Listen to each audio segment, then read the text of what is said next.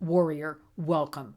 Before I start, I want you to make sure you are subscribed to our Warriors channel. Because when I hear from you and you say, well, I subscribed and then I find myself unsubscribed, I can't do it for you.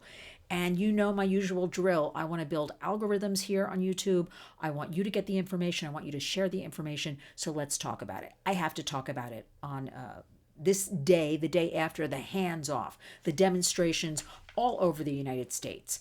Listen, hands off our kids. I'm very adamant about this. This is so hypocritical of our American society, that people can be coordinated and bust and come together by the thousands across our great United States. Everybody has a right to their own opinion and to protest. But I ask you, I can never figure it out. I say it to my husband over and over again, why don't people take to the streets for our kids? Listen, when we have reports from the National Center of Missing and Exploited Children just last year, in the United States alone, this is what's reported: 36 million reports of CSAM, child sexual abuse material. 36 million, up from the year before, 32 million. I'm afraid what this year will even bring. We're waiting for the figures now. That's what we know about. That's what we know about. So this is indeed an American crisis. Yet it goes in one ear and out the other for the most part. I want to have hands off our kids demonstrations across America. I want somebody to put together all the buses and the lunches and who knows what else goes into that and coordinate this. Yes, I do it as a warrior, as do others. But we need en masse. We need the American public behind us.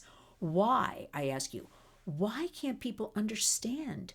Our future adults, our precious kids, our future American leaders. We have a well-documented youth mental health crisis. We have an education system where all 50 states are basically failing. After all, when I hear things like, and nobody talks about it, the city of Baltimore, they have 13 different high schools, and all of them have failed in math and reading. I think we have a lot of problems. You know all of this. We have kids addicted to the internet. We have kids, we're trying to get them off the internet. It's not going away, right? We don't want it to go away. I'm talking to you now. This is how we do our business. This is how we communicate, which is a great tool. But we can't have kids addicted and spending 7 to 10 hours a day. First it was 5 to 7. Then I heard it was 7 to 11. We don't even know. But some of the studies are suggesting, I don't care if it's 3 hours, it's a little bit too much. So we have to learn how we're going to use it responsibly and leverage the internet for good. The problem then lies in, we're trying to have phone-free school days. And there's no federal law about this. This is a district by district or school by school or even a state by state issue. And the problem with that is then teachers and schools cannot be assigning homework to kids on their phones. Now, for instance, I'm here in New York City, New York State, so I know a lot about that. But I know that, especially during that COVID period, that Chromebooks were assigned to kids that they could do all of their work. Since COVID, I don't even like to say that word, but it's a good 5 years now since the beginning of all that horror. A lot of these kids, their Chromebooks were stolen. They lost their Chromebooks broke.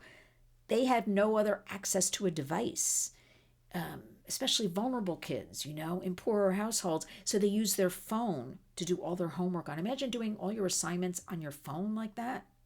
Taxing to your mind, taxing to your eyes. So how can we get phones out of New York schools, which our Governor Kathy Hochul has proposed? She has a plan, and she's going to sink 23 million or so into it. Yet nobody has the rolled out plan, but that's what she said is in her budget. I want to see where that money goes, don't you? But we have to educate all the teachers, but you can't give assignments on the phones. So everything has to be well thought out, transparent. So I'm very, very upset, and you should be too, that so many people across our country can turn out for hands off and talk about hands off, whether it's the education system, the Medicare, Medicaid, hands off, Social Security, whatever they're all talking about. But nobody shows up to say, hands off our kids. We will not accept this. We will do better. We demand change. We demand resources. We demand for our kids. Every child deserves a safe childhood. And by the way, hands off was a movement started in Canada. That movement then came, and that was to protect, parental autonomy. And then hands off kind of moved into the United States, keep our kids safe. So this group of people, who's ever behind them, whatever's behind them, just kind of stole the name, hands off. But it's so shocking to me to see all these adults out there. And again, everybody has a right to their own opinion, to protest. As long as you're not harming anybody, do what you must. We have First Amendment rights. But when it comes to kids, throw all those rights out the window. Kids deserve a safe childhood. Too many predators, too many people complicit, too many getting away with this. Hands off our kids. Join me. I urge you. Honor our hashtag Community Creates Change. Each and every day when you wake up, go out and be a warrior.